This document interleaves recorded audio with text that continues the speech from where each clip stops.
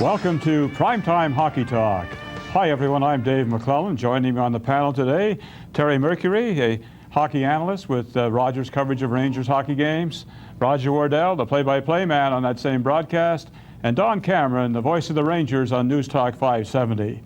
Our topic for today will be new divisional alignments and our season outlook. North Bay, of course, moved at the end of last season to Saginaw, Michigan, and this caused some need for some realignment. What do you think of the moves and changes that have happened? To be honest with you, I think it's unfortunate. Like, don't get me wrong, I've got no problem with Saginaw themselves. I just think it's unfortunate that the Ontario Hockey League couldn't find another city in Ontario to put them in. I don't think they gave Cornwall an opportunity, and there is like a Tri-Cities area just east of Oshawa, Pickering, Ajax, Whitby, and it's growing by leaps and bounds. I think you might have talked to those folks, you know, where they like to band together and get themselves an OHL club. If they both say no, then fine. Saginaw's there, no problem. But hey, I think the problem, though, Terry, is there wasn't a buyer to keep the franchise in Ontario. Saginaw, a group came forward, and North Bay was in trouble. They wanted to sell it there. Saginaw presented a viable option, so that's why it went there. Cornwall, they've had a team before. They couldn't support it. Do you give them another try, or try a new city and see what they can do, really? Guelph had multiple chances. Hamilton's had multiple chances. St. Catharines, Niagara Falls. I think Cornwall would have been at least worthy of at least giving it another crack. Well, let's talk in the reality of what did happen, and that is we have a realignment. I think one of the teams that was really distraught about the change was London, because they had built up such a good rivalry with Sarnia, but they've been satisfied in that area. The other side of the coin is we only get to see the Brampton Battalion. This is it. Tonight they're here, and that's it for the season, whereas last year we had them on 4 occasions, and we played them an awful lot in the past and created a pretty good rivalry with them. That said, it looks like the OHL has created a pretty good Toronto area with Mississauga, St. Mike's, Brampton, and Oshawa. There's not too much travel in there. Maybe the extra travel should get some extra dollars from the Western Conference from the OHL office. Does anyone think that, because I think I remember some rumors from Commissioner Dave Branch at some time saying that he wouldn't mind having a whole division from the States, some in the upper New York State along with the Michigan group. What's your thought on that? This is the Ontario Hockey League. Well, again, just agreeing with Terry, if that be the case, then that means there's more money in the States buying teams from Ontario, and there may be some other operations, some franchises here in Ontario that are under the gun. That said, I wouldn't want to see it. I really would not want to see it if we're going to be the Ontario Hockey League. Let us be that with franchises. I don't mind them in Erie. I don't mind them in Plymouth. Saginaw, I'm like Terry again. I really would have preferred it to stay in Ontario. It didn't. And let's keep it as an Ontario Hockey League with some American franchises. Let's flip the coin around too quickly. If that were like a Northern New York Hockey League, okay, and they found that they were having cities in trouble, do you think the first place they would come looking would be on the Ontario? No, they'd be looking for other cities in Northern New York or whatever stretch of area that the league would cover. So I mean, let's look at this realistically, and to say nothing of the fact that the dollars that we have to deal with, the exchange and everything else like that, having to deal with these American cities. How do we break down I guess the distribution of the monies made there? How do we break it down? Well, another thing as well, Terry, that I want to watch if we get more teams in the U.S., hopefully this is it. It is the Ontario Hockey League. I think we all agree, let's keep it in this province. But if there are more teams, Saginaw is now in the OHL.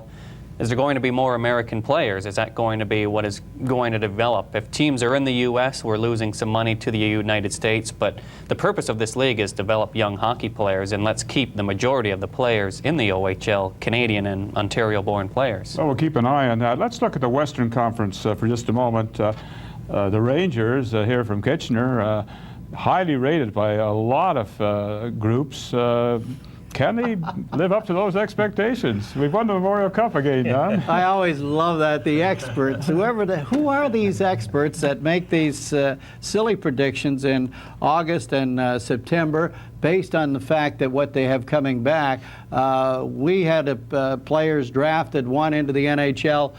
scored 1 goal with the Kitchener Rangers. Now, do we expect him, now that he's back from a pro camp, to go to 20 goals? I think the Rangers were underrated last year, and they're overrated right now, but they are a very good team. I think Windsor is underrated a little bit this year, and I think if they get everybody back, and in their building where the ice is bad, the boards are close, the fans are wild, you got to look at that team as a potential threat to win the conference.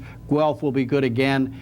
And London, it all depends on Rick Nash. If they don't get him back, they'll struggle a little bit. If they get him back, they'll be a contender. Roger, where are you on that one? Well, I agree a lot with you there, Don, and it's looking like Rick Nash may actually stick with the Columbus Blue Jackets right now, at least for 9 games. If he plays 10, he can't return, but I think if he does, he's having a great preseason. If he has a good start to the NHL season, Rick Nash may not return to London, and that would be a major blow to the Knights.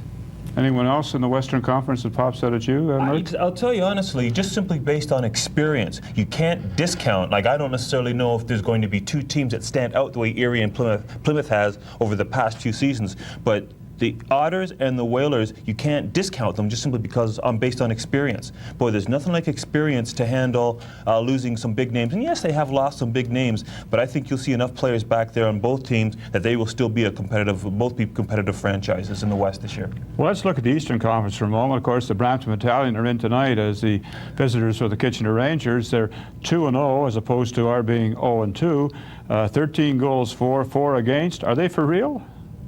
Well, with Stan Butler, I think it'll always be a very well-disciplined. It'll be a big team. It'll be a skating team.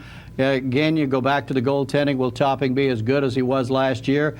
Will the defense be as strong and as mobile? You lost a guy like Harrison, who good in the room. He's also good on the ice, you know, and that's the thing. I think you lose that leadership quality with a Harrison, but I think with Stan Butler and his coaching staff, they will be very competitive.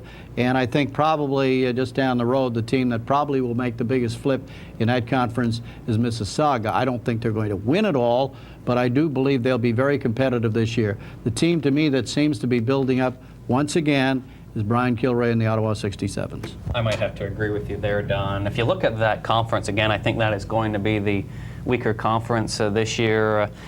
You know, a number of the teams, the Belleville Bulls losing a lot of their key players, including Spezza and their top, you know, a couple of their top line, really the St. Michael's Majors losing Daryl Bootland and a lot of their top guns as well.